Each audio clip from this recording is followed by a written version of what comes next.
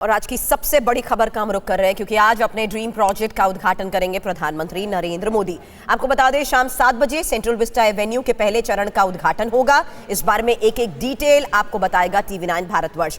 मेरे साथ इस वक्त इंफॉर्मेशन वॉल पर है मेरे सहयोगी विपिन और साथ ही किस तरीके से इसकी पूरी तैयारी की गई है। सेंट्रल विस्टा एवेन्यू की एक एक डिटेल आपको एक ग्राफिक्स के जरिए बताएंगे मेरे सहयोगी रवि। तो शाम 7 बजे सेंट्रल विस्टा एवेन्यू के पहले चरण का होगा उद्घाटन और साथ ही उद्घाटन के बाद आम जनता के लिए सेंट्रल विस्टा एवेन्यू खुल जाएगा, जहां 19 महीने बाद आज विजिटर्स को भी एंट्री मिल सकेगी। तो उद्घाटन के बाद अब आम जनता के लिए भी सेंट्रल विस्टा एवेन्यू खुल जाएगा। सेंट्रल विस्टा एवेन्यू के उद्घाटन को लेकर पूरी तैयारियां हो चुकी हैं और आज शाम 7 बजे का ये वक्त बताया जा रहा है जब इसका उद्घाटन प्रधानमंत्री नरेंद्र मोदी करेंगे। बेहद ही खास है सेंट्रल विस्टा, कितना खास है, कैसे इसकी पूरी तैयारी की गई है, एक एक इंफॉर्मेशन अब से थोड़ी देर में आपके सामने होगी। लेकिन आपको ये बता दें कि अब एक तरीके से काउंटडाउन शुरू हो चुका है जो प्रधानमंत्री नरेंद्र मोदी आज इसका उद्घाटन करने वाले हैं। अपने ड्रीम प्रोजेक्ट का उद्घाटन प्रधानमंत्री नरेंद्र मोदी करेंगे। शाम 7 बजे सेंट्रल विस्टा एवेन्यू के पहले चरण का उद्घाटन होगा। एक बार फिर से आपको बता दें अलग अलग चरणों में इसका काम चल रहा है, जहां आज शाम 7 बजे सेंट्रल विस्टा एवेन्यू के पहले चरण का उद्घाटन प्रधानमंत्री नरेंद्र मोदी करने वाले हैं।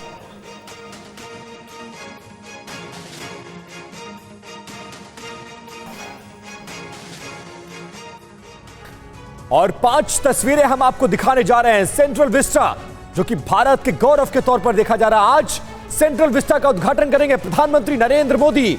नेताजी की मूर्ति का अनावरण होगा। इसके साथ साथ शानदार, आकर्षक और भव्य नजारा शाम को होगा। राजपथ अब कर्तव्य पथ में तब्दील हो गया है।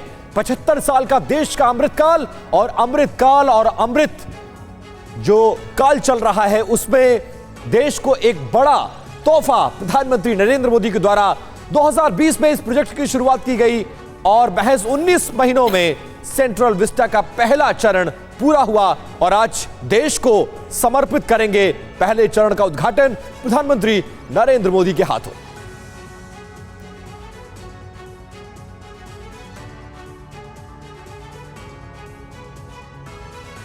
और इस बारे में एक एक डिटेल आपके सामने रखेंगे और साथ ही अब चर्चा की भी करते हैं शुरुआत। हमारे मेहमानों का परिचय आपसे करवा दें। इस वक्त कांग्रेस प्रवक्ता सुरेंद्र राजपूत हमारे साथ जुड़ चुके हैं। जेडीयू के नेता लव सिंह इस वक्त हमारे साथ हैं और साथ ही सीनियर जर्नलिस्ट हर्षवर्धन त्रिपाठी भी हमारे साथ हैं। और आपको ये भी बता दें कि जयराम विप्लव भी हमें ज्वाइन कर रहे हैं, बीजेपी प्रवक्ता। तो मेरा सबसे पहला सवाल आपसे सुरेंद्र जी है, अब देश का गौरव मानते हैं या इस पर भी कोई आपत्ति है आपको? किस बात की कोई आपत्ति है? अगर कोई इमारतें बन रही हैं, दिल्ली अपने आप में 1948 के बाद देश का गौरव था, है और हमेशा रहेगा। आज की डेट में हमारे तमाम स्वतंत्रता संग्राम सेनानी वहां से हैं, तमाम लोगों की मूर्तियां वहां पर हैं।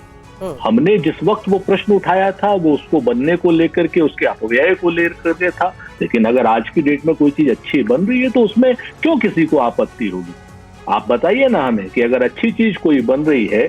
हाँ, आप कर्तव्य पथ की बात कर रहे हैं, राजपथ का नाम कर्तव्य पथ किया, उसका भी स्वागत है, लेकिन एक कहीं ना कहीं अधिकार पथ भी तो जरूर देना चाहिए कि देश के नागरिकों को आप कर्तव्य की बात कर रहे हैं तो देश के नागरिकों को अधिकार देने की भी बात कीजिए। एक अधिकार पथ का भी वो होना चाहिए जहां पर महंगाई कम हो जाए, जिसकी वजह से बेरोजगारी कम हो जाए, जिसकी वजह से हमारी सीमाएं सुरक्षित हो जाएं, जिसकी वजह से सरकार जवाबदेह हो कि नहीं साहब महंगाई हम नहीं बढ़ने देंगे, बेरोजगारी हम नहीं बढ़ने देंगे। नए नए टीवी चैनल्स लॉन्च होंगे ताकि सत्य लोगों के सामने जाए, नए नए रोजगार उपलब्ध होंगे। तो आप जैसे लोगों को कहीं आप इस वक्त प्रस्तोता है किसी जगह पे मैनेजिंग एडिटर बने, विपिन भाई भी किसी नेशनल चैनल के मैनेजिंग एडिटर बने, तो इस तरीके की चीजों का अधिकार पथ भी एक होना चाहिए। शुभकामनाएं, बहुत शुक्रिया सुरेंद्र भाई, बहुत शुक्रिया। लेकिन ये तो बताएंगे ना कि आजादी का अमृत महोत्सव देश मना रहा है और प्रधानमंत्री की तरफ से देशवासियों को इतनी बड़ी सौगात दी जा रही है।